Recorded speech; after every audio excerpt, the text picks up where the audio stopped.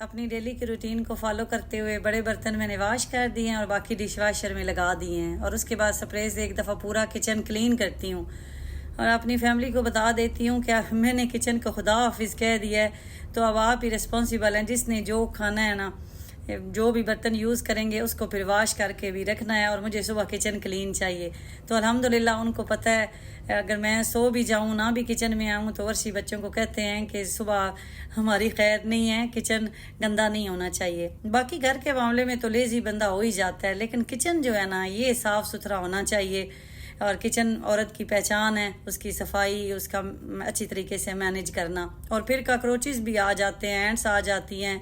رات کے برتن رکھے ہوں، کھانے کے پیسز ہوں یا خوشبو سے، اکثر سسٹر میرے سے یہ بھی کمنٹ کرتی ہیں کہ کاکروچز ختم نہیں ہوتے، تو وہ کھانے کی خوشبو پہ ہی آتے ہیں، اور اس کے بعد میں نے یہ کینڈل خوشبو والی آن کر دی ہیں۔ لیکن آج ابھی میٹھی جو ہے اس نے تیل لگا لیا بالوں پہ خود ہی،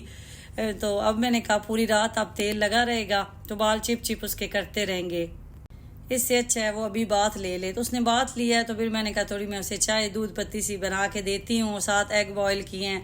تو میٹھے نے کہا مجھے بھی ایگ کھانا ہے، تو اس کے لیے بھی پھر ایگ بوائل کر رہی ہوں۔ تو بس بچے ہیں نا، اب چھٹیاں ہیں تو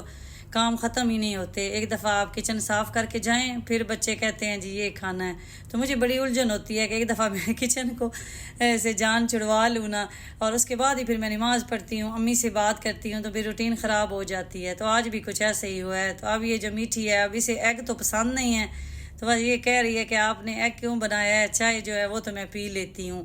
تو میری ایک سسٹر ہے، انہوں نے مجھے کمنٹ کیا تھا کہ میرا بیٹا ہے، شارجہ میں رہتی ہوں، تو اسے میٹھی کی طرح استما والا جو پرابلم ہے وہ سٹارٹ ہو رہا ہے، تو مجھے بتائیں۔ میں نے UAE سے میڈیسن لی تھی، انہوں نے کہا تھا کہ میٹھی کو TB ہو گئی ہے، لیکن اس کے بعد جب ہم پاکستان گئے تھے تو انہوں نے کہا اسے نمونیا ہے، اور میں نے وہاں CMI سے علاج کروایا تھا، تو میٹھی کو وہاں سے ہی آرام آتا ہے۔ تو ایک تو آپ AC کے آگے اسے بٹھانا یا AC کا استعمال بالکل بند کر دیں، یہ AC سے زیادہ کھانسی کا عمل شروع ہو جاتا ہے۔ اس کے علاوہ جی گرم پانی جو ہے نا وہ پلانا شروع کر دیں، اس کی روٹین بنا دیں کہ اس نے گرم پانی پینا ہے، ایک ہوتا ہے نارمل ٹیمپریچر والا، ایک ہوتا ہے تھوڑا سا گرم کر کے، تو میٹھی کو تو ہم وہی دیتے تھے۔ اور اس کے بعد نیبولائزر بڑا ضروری ہے، ڈاکٹر سے نیبولائزر آپ نوٹ کروائیں اور اس کے بعد اسے نیبولائز کیا کریں، میڈیسن دینے سے گریز کریں۔ میٹھی تو جب بھی میڈیسن لیتی تھی اس کا جو پیٹ ہے وہ خراب ہو جاتا تھا، تو اللہ تعالیٰ آپ کے بیٹے کو بھی صحت دے۔